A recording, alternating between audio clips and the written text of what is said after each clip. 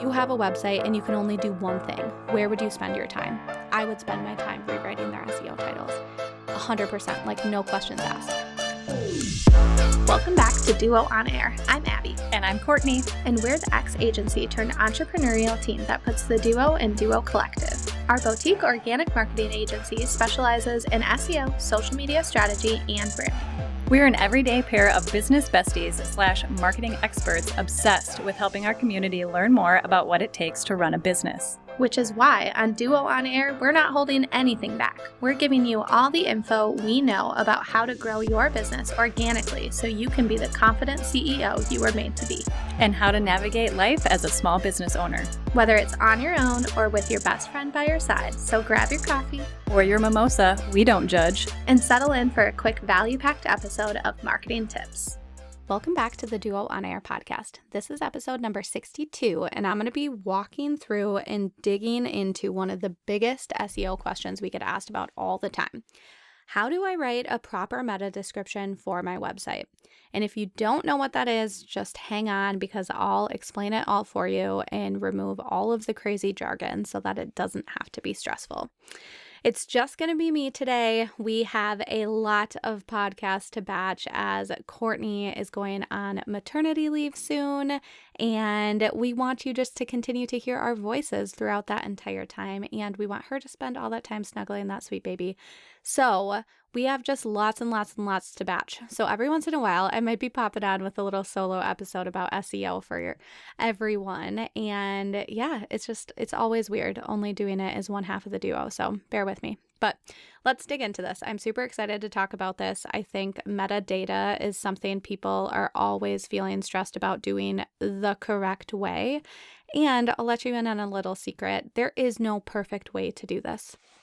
It is always a guessing game. Even for me, when I write these weekly for clients, it's just always a guessing game. You have to do your best judgment and make the best assumptions you can, but there is no perfect answer. So don't stress about it. Just do the best you can. So let's go ahead and start with the basics and talk about just like what is a meta description to begin with. And in order to answer that question, I'm actually going to throw another word at you, and that is SEO titles. Because in order to answer what a meta description is, I want to first answer the SEO title. So imagine you're looking at a Google search engine page.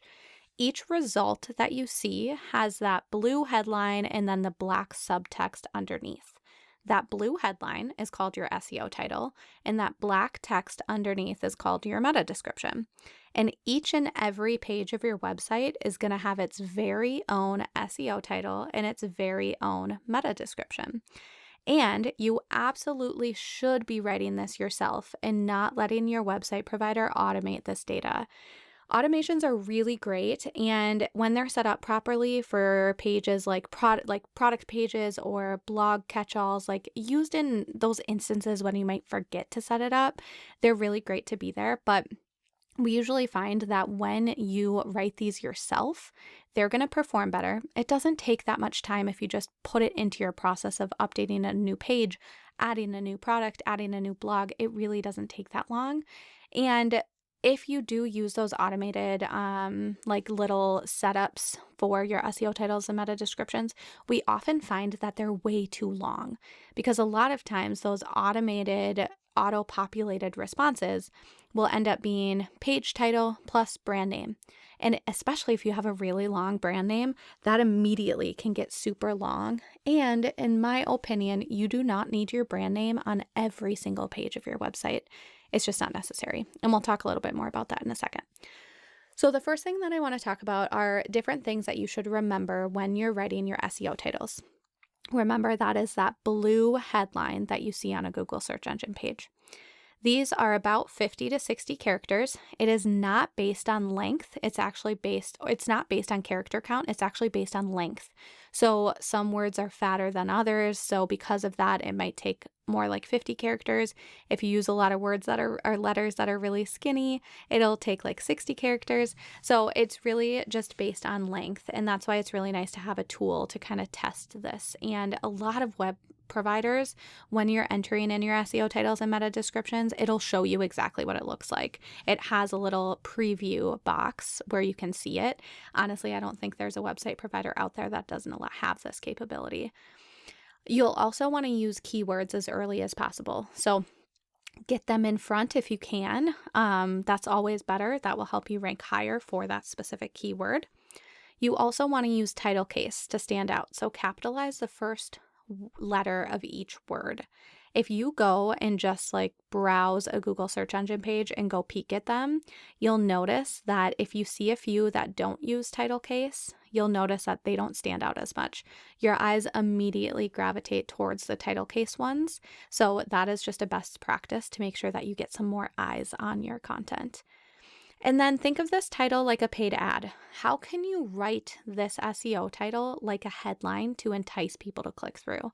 And sometimes it's best practices even just to Google your keyword first, see what other things live on page 1, what do their SEO titles look like, and how can you differentiate yours to be like, oh dang, I want to click on that one instead of this other one. And then finally, leverage characters like that vertical line and the ampersand. Those ones are going to be your friend to help you save space. As you can imagine, using and rather than the ampersand is going to take a lot more space than you think. So use every character wisely. So let's talk for a second about when and where you want to use your brand name or business. Because like I said before, you do not want to use it everywhere. We don't need your brand name on every single SEO title of your website. So really use it for your homepage. Obviously on your homepage, it should be the very first thing. It should be brand name plus keyword for your homepage SEO title. Everything else, your brand name maybe can be used at the end of like your services page or your shop page or your resources page. But in most cases, it doesn't need to be used at all. Because unless you are a really big brand name and people are searching for your brand name plus keywords all the time, then it's something where then that can benefit you. Having that brand name in your SEO title can benefit you because people are searching for your brand name. But most of us, we want to index for the other keywords because we're trying to grow our brand awareness. So let's use those other keywords to drive the brand awareness, and then let's deliver them our brand when they get to our website. We don't need to deliver them our brand right there on the Google page. So when writing your meta or your SEO title, our favorite equation to use is keywords, then derive context or urgency. Sometimes those can be flipped. You might want to drive context and urgency before your keywords, but either way, those are first priority, and then your brand name is last priority. So we'll go ahead and include some examples in our show notes for you so you can kind of see what some real examples look like from past clients. But let's jump over, now that we understand what an SEO title is, that blue text on this Google search engine page, and writing that, just really using keywords and helping to really entice people to click through. Now let's talk about meta descriptions, what the title of this episode is. So that's that blue subtext underneath. You have about 155 to 160 characters. Same thing as SEO title. This is based on length, not character count. So this is going to vary a little bit. So when you're writing this, it's really used to help give someone more information about what they're going to find when they click through to the page. What else can you put in this description? So include keywords, maybe include a pain point or a benefit to the content you created.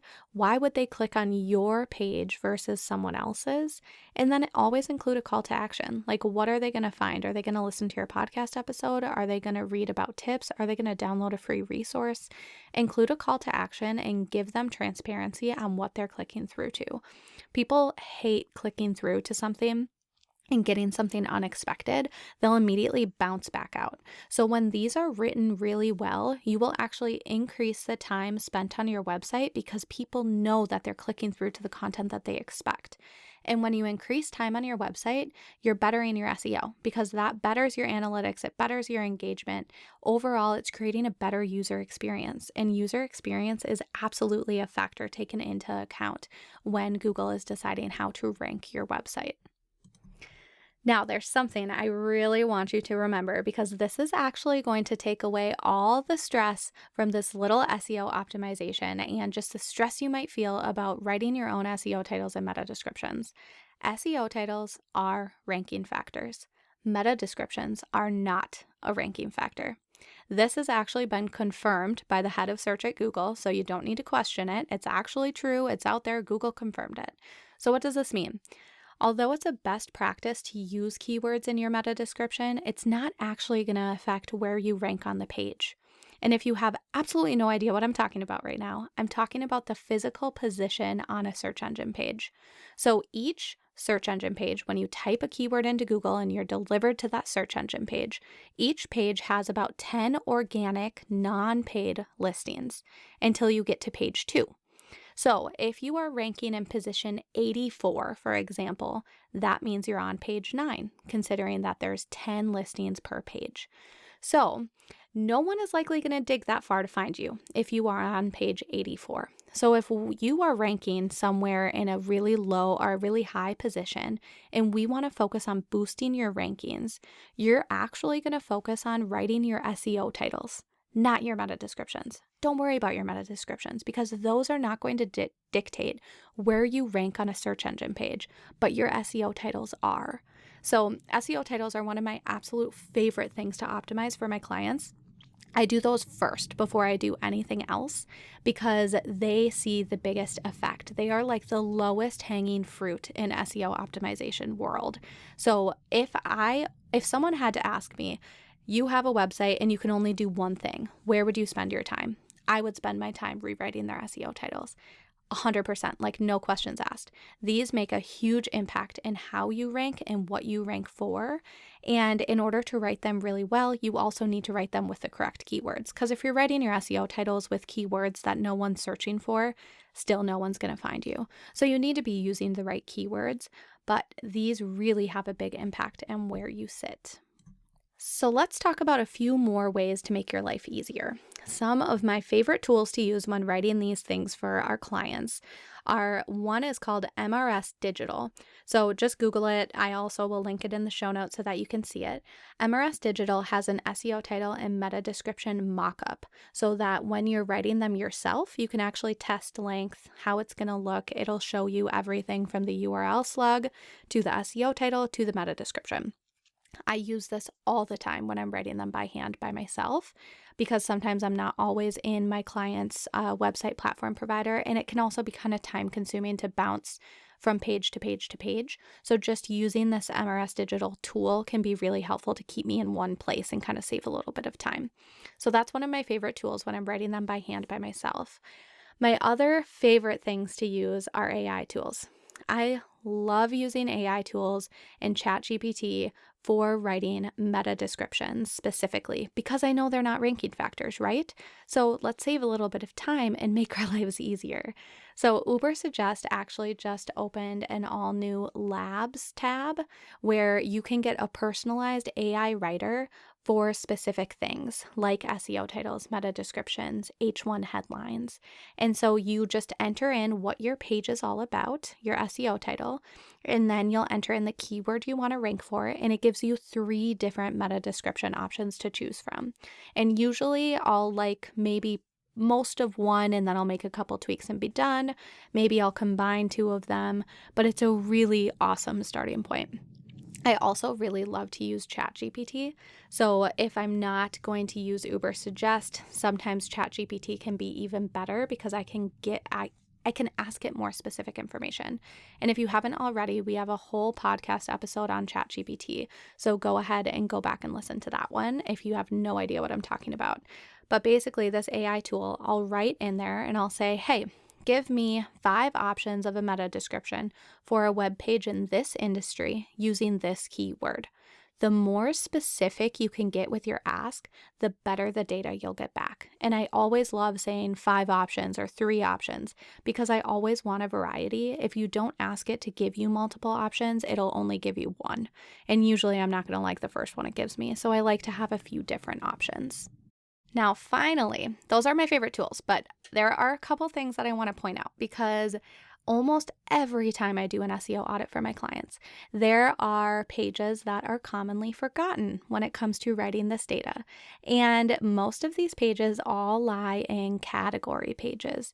You likely don't even think about them as being a page on your website. We think about our service page, we think about our shop page, we think about our resource page, but we don't often think about category pages. Category pages can be for both your blog and your products. So if you don't have products, but you have a blog, if you have blog categories, you have category pages. And every single category page has its own landing page. And you'll either have to choose whether you want to hide it from Google or you want to dig in and make sure that it has accurate metadata so that if it's found on search, people can actually click through. So I actually love optimizing category pages for blogs because, as you can imagine, like for Duo Collective, for example, one of our category blog pages is SEO. I want people to know that there's a whole page on our website dedicated to SEO resources and tips. If someone's looking for SEO resources and tips, they can actually find our blog category page and be delivered all of our blog content with really awesome SEO data. You likely have category pages that can benefit with this information too. But if you go and look at your SEO title, usually these SEO titles are automatically written as SEO archives. And let me tell you, I do not want to click on an archive SEO title that says SEO archive. That sounds archaic and it just doesn't sound like something that's enticing. So if you rewrite these as something that's really beneficial, something your audience is looking for, it can actually really help influence your rankings and drive more organic search traffic to your website. So go check out your category pages, whether you have a blog, a product page, podcast category pages, whatever you may have, just don't forget about your categories. And then remember that if you update any of these, you'll want to be sure to request a manual recrawl in Google Search Console. I know I probably just lost a handful of you, so stay with me. In the show notes, I actually have a YouTube tutorial, so if you are a much better visual learner, please go watch that. It's only like 2 minutes long. It's super quick. I promise it'll be helpful. But Google Search Console is different than Google Analytics, so absolutely set it up. It is super important because this tool helps Google understand all of your web pages. And once Google understands all your web pages, they can obviously serve them to people searching for you. So you want to make sure you have this set up, but then if you update your SEO titles and your meta descriptions, Google isn't going to just know to manually crawl your page and then deliver the new content. So that's oftentimes why people are like, hey, I updated my SEO titles on my website, but when I Google my website, I'm not seeing the new SEO titles. That's because Google has indexed all of your old content and it doesn't know to recrawl it. It doesn't know you made an update. There is no magic button on your website that tells Google to update your website. This all has to happen through Google. So within Google Search Console, you can say, hey, Google, I updated this page. Can you please go crawl it and then serve it to my audience? So this is what you'll want to do anytime you update data on your website, anytime you post a new blog post. It's really good practice to just have Google manually search your content. So I hope this inspired you to dig into your own metadata, and I also hope this provided a little bit of relief, knowing that meta descriptions are not actually ranking factors. Do not stress about it. Write the content that's going to better serve your audience, and if anything, focus on your SEO titles. And better yet, if you don't want to touch any of this stuff and it's stressing you out, just reach out because this is something I absolutely love to do. So thank you for listening to another episode of Duo on Air, and we'll see you all next week. If you like this episode, please be sure to share it with a friend and subscribe so you don't miss any new episodes dropping every Monday. Plus, if you haven't already, please go ahead and leave us a review and don't hesitate to share any new episode ideas. We absolutely love hearing from you and creating this content for you. See you next week.